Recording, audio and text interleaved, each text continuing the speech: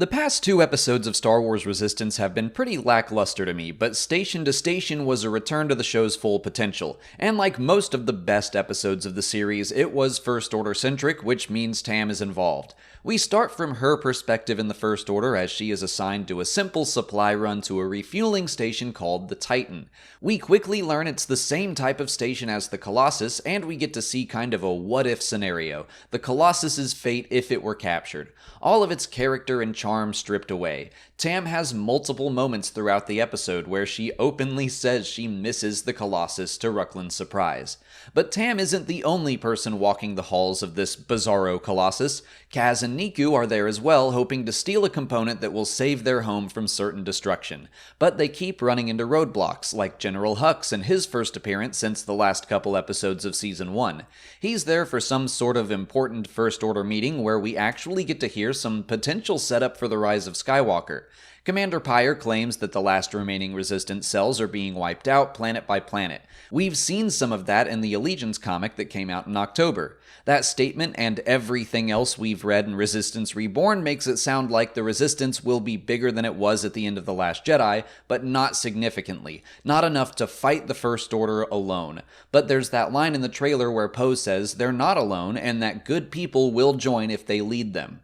But back to the episode, Kaz and Neeku are able to secure the part they need, but are stopped by Rucklin. He doesn't care that everyone on the Colossus will die. In fact, he seems pleased by it. He calls security and locks the pair in the engineering room, but Tam finds out what's going on with them and the Colossus over a security feed, and she lets them escape.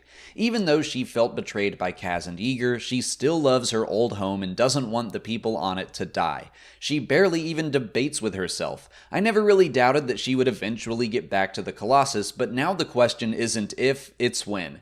That said, I don't think she fully understands that she should be against the First Order. She definitely has reservations over their philosophies and how they treat their soldiers, but I think she has a little more learning to do before she actively wants to fight them. Right now she's homesick, but I don't think she would join the Resistance. She will probably have to see something to really get her to turn against the First Order before she gets back to the Colossus. But I'm so glad we finally got to move Tam's story along some more. She's only been in 3 episodes this season, and all of them have been great. But we're also seeing some nice progression for Kaz. There's still a bit of clumsy, goofy shenanigans, but for the most part, he was very competent on the Titan. He disguised himself well enough in front of Hux and Pyre, he got stormtroopers to back off when they came close to catching Neeku, he was an adequate mechanic when the time to remove the component came, he even took down a couple troopers just like Cassian did on the Ring of Kafrene, and he gets the honor of making Matt the radar technician's outfit a real thing. Station to Station was just more proof that when you get Tam and the First Order involved, Star Wars Resistance is great. The personal and the overall story stakes were high and clear. There was a ticking clock to save the Colossus, and I felt the tension despite only being told what was going on. But putting Tam in a position to help or hinder her old friends is exactly the kind of thing I like to see, and I really love that she did the right thing when no one was looking. Kaz has no idea how they got out of the engineering room. Tam didn't do it for credit, she did it to save the Colossus and because she knew it was the right thing to do.